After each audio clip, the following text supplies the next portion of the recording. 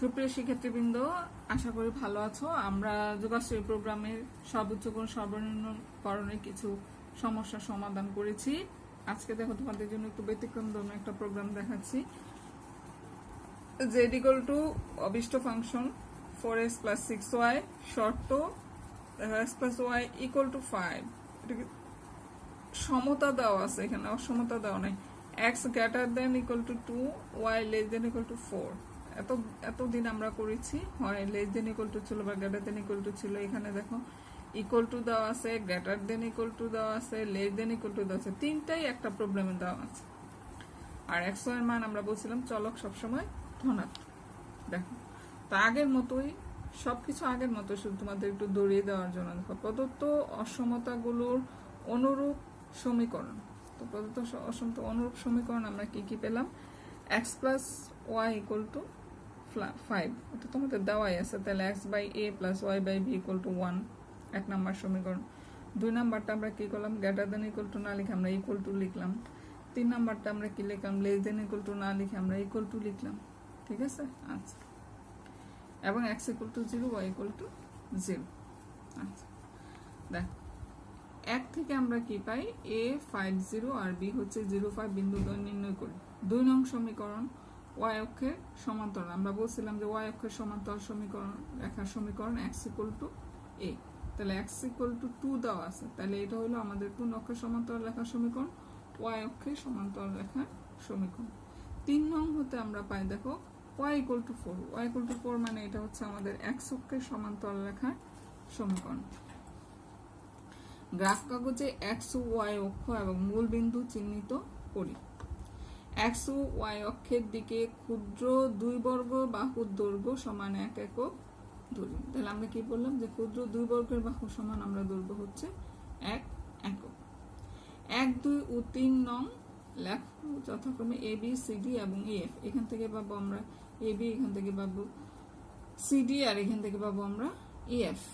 আচ্ছা, তাহলে আমরা কি করলাম?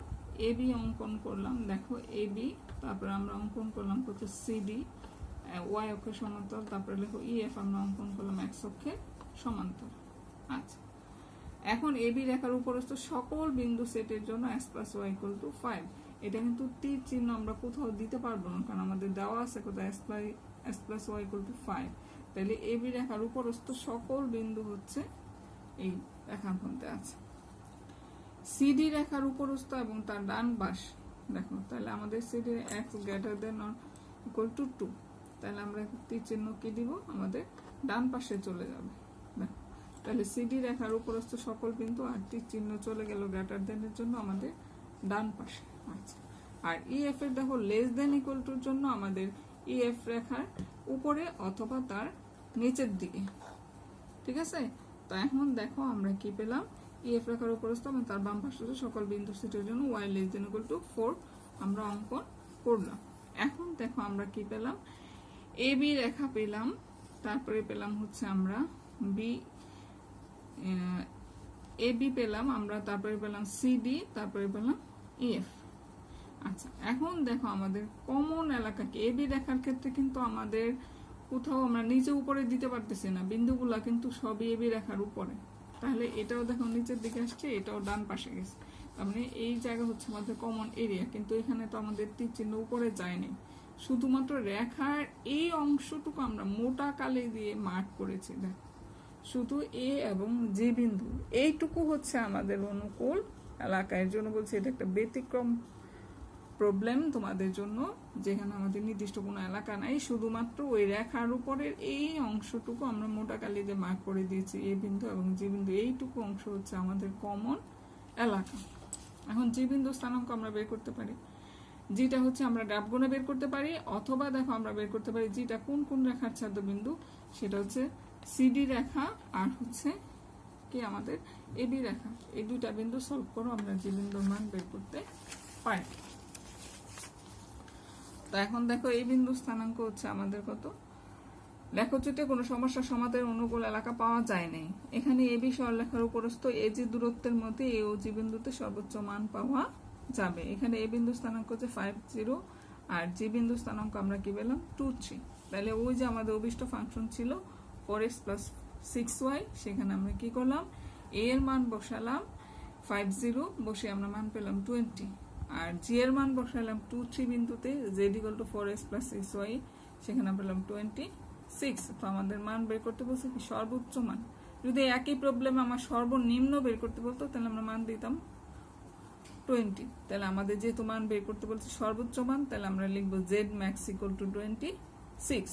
আচ্ছা, আমরা তোমাদের জন্য এখন আরেকটা প্রশ্নের অঙ্ক বা প্রশ্নের সমাধান দেখাই। দেখো,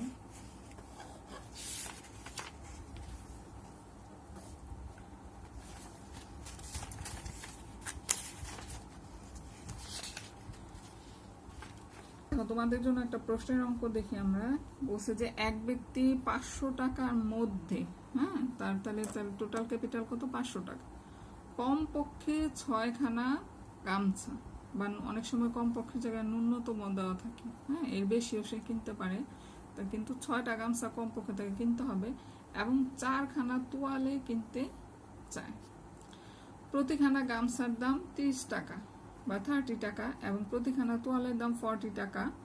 প্রত্যেক প্রকারের কতখানা জিনিস কিনলে সে প্রদত্ত শর্তাধীন মানে তার এখানে কন্ডিশন দেওয়া আছে, তার টাকা হলো 500, আবার কমপক্ষে 6টা গামছা কিনতে হবে, 4টা তোয়ালে কিনতে হবে, এইসব শর্ত সাপেক্ষে কত সর্বাপেক্ষা বেশি সংখ্যক জিনিস সে কিনতে পারবে। আচ্ছা, তো এখন দেখো, ধরি গামছা কয়টা গামছা কিনতে, গামছার সংখ্যা আমরা জানি না, ধরে নিলাম গামছার সংখ্যা হচ্ছে x আর তোয়ালের সংখ্যা হচ্ছে y। তো প্রত্যেকটা গামছার দাম দেওয়া আছে কিন্তু দেখো 30 টাকা, তাহলে একটা গামছার দাম কত হবে, প্রতিটা তোয়ালের দাম কত দেওয়া আছে 40 টাকা, তাহলে ওয়াইটা তোয়ালের দাম কত হবে। সুতরাং নির্ণয় উদ্দেশ্য ফাংশন হচ্ছে আমাদের z = x + y এর সর্বোচ্চ মান নির্ণয় করতে হবে। তাহলে z = আমাদের x এর সংখ্যা, x হচ্ছে গামছার সংখ্যা আর y হচ্ছে তোয়ালের সংখ্যা। তোমাকে বলছে না যে সর্বাপেক্ষা বেশি সংখ্যক জিনিস কিনতে পারবে। আচ্ছা, শর্তসমূহ গামছা এবং তোয়ালে ক্রয়ের ক্ষেত্রে আমাদের দেখো, তাহলে 30টা গামছার দাম কত, 30x টাকা, আর 40টা তোয়ালের দাম কত, 40y টাকা। তো এই 30x আর 40y দুইটা টাকা যোগ করলে কার সমান হইতে হবে, হয় 500 টাকার সমান হইতে হবে অথবা 500 টাকা কম হইতে পারে। তোমার টাকাই আছে 500, তুমি তো এর বেশি যাইতে পারবে না। তাহলে 30x + 40y <= 500। আচ্ছা, এখন গামছার ক্ষেত্রে কি বলছে, কমপক্ষে 6 খানা গামছা, তাহলে x হচ্ছে আমাদের গামছা, x <= 6, হয় 6 সমান হইতে হবে অথবা 6 চেয়ে বেশি হইতে হবে। তোয়ালের ক্ষেত্রে কি বলছে, তোয়ালের সংখ্যা 4টা হইতে হবে কমপক্ষে, তাহলে y <= 4, হয় 4টা হইতে হবে অথবা চেয়ে বেশি হইতে পারে। গামছার সংখ্যা এবং তোয়ালের সংখ্যা x এবং y <= 0। আমরা কখনো বলতে পারবো না -10টা গামছা কিনছি, তাহলে সবসময় আমাদের xy <= 0। এখন দেখো, আমরা সমস্যাটা অভিষ্ট ফাংশন পেলাম, শর্ত পেলাম, তো এখন তো আমরা সমাধান করতেই পারি, তাই না? তো এখন দেখো, আমাদের উক্ত অসমতাগুলো অনুরূপ সমীকরণ। তাহলে আমাদের 3টা অসমতা ছিল, একটা ছিল 30x + 40y <= 50, তো এটা 500। তো সেখান থেকে আমরা ইকুয়াল টু করে দিলাম, আমরা বলছিলাম অসমতাগুলো অনুরূপ সমীকরণ কিন্তু আমরা বলেছি, হ্যাঁ। তাহলে সেখান থেকে আমরা x/a + y/b এই ফরম্যাটে সাজালাম = 1, সেটা গেল আমাদের 1 নম্বর সমীকরণ। আচ্ছা, তারপরে দেখো, আমরা দ্বিতীয় সমীকরণ পেলাম x = 6, আর তৃতীয় সমীকরণ পেলাম y = 4। তাহলে এটা হলো আমাদের 1 নম্বর সমীকরণ, এটা হলো আমাদের 2 নম্বর সমীকরণ, আর এটা হলো আমাদের 3 নম্বর সমীকরণ। গ্রাফ কাগজে x ও x' আগের মতো, এবং y y অক্ষ, এবং ও হচ্ছে মূল বিন্দু আমরা চিহ্নিত করি। 1 নং সমীকরণ হতে প্রাপ্ত বিন্দু সমূহ, a 50/3 0, আর b হচ্ছে 0 25/2, তাহলে a 0 আর হচ্ছে 0 b। এখন ছক কাগজের প্রতি এক বর্গ বাহুকে আমরা বসে এক একক বিবেচনা করে a ও b বিন্দুতে স্থাপন করি, এবং ab রেখা আমরা কি করে অঙ্কন করি। তো আমাদের দেখো, অসমতার মধ্যে দেওয়া ছিল <= তাহলে তীর চিহ্ন আমাদের কি যাবে, বাম পাশে যাবে, ঠিক আছে। তো এখন দেখো, তারপরে 2 নং সমীকরণ দ্বারা y অক্ষের সমান্তরাল সরলরেখা, y অক্ষ সমান্তরাল সরলরেখা আমরা CD অঙ্কন করি। সেখানে আমাদের কি ছিল, আমাদের <= ছিল, তাহলে আমাদের তীর চিহ্ন যাবে ডান পাশে। আবার ইএফ রেখা অঙ্কন করি। ইএফ রেখার ক্ষেত্রে আমাদের কি ছিল, greater than or equal to. এই যে ইএফ রেখা আমাদের তীর চিহ্ন চলে গেছে উপরের দিকে, দেখো এটা উপরের দিকে, এটা নিচের দিকে, আবার এটা উপরের দিকে। তিনটা রেখা দ্বারা সীমাবদ্ধ অনুকূল এলাকা আমাদেরকে কিউ, পি, কিউ, আর।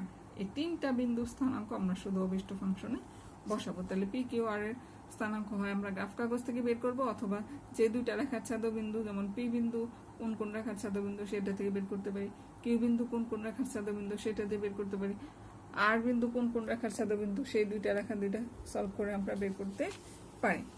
আচ্ছা, তো এখন দেখো আমরা বলছিলাম আমাদের পি, কিউ, আর তিনটা বিন্দু লাগবে।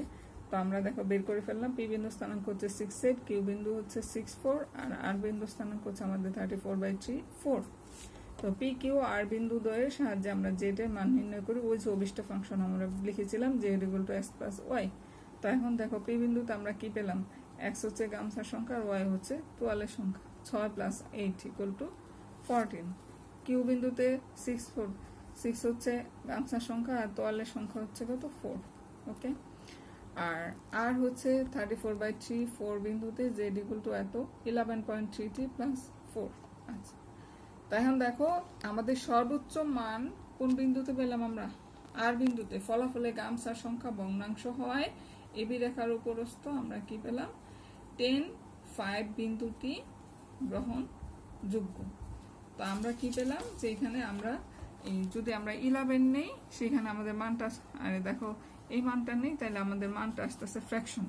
তো তার আগে আমরা একটা কি নিলাম, এবি রেখার উপরস্থ 10, 5 বিন্দুটি গ্রহণযোগ্য, কারণ এখান থেকে আমরা কমায় দিলাম, এখানে 10 নিলাম আর এখানে করে দিলাম 5। এখানে 11 ছিল, এখানে করে দিলাম 10 আর এখানে করে দিলাম 5। বিন্দুটি দ্বারা প্রদত্ত সবগুলো শর্ত সিদ্ধ হয় এবং বিন্দুটিতে জেড এর মান সর্বোচ্চ হয়। এই সর্বোচ্চ মান আমাদের কত, 10 + 5 = 15, greater than 14, greater than 10। সুতরাং নির্ণয় সর্বোচ্চ জিনিসের সংখ্যা আমাদের হচ্ছে কত, 15টি, যেখানে গামছার সংখ্যা হচ্ছে 10টি আর তোয়ালের সংখ্যা হচ্ছে আমাদের কয়টা, 15টি। ওকে।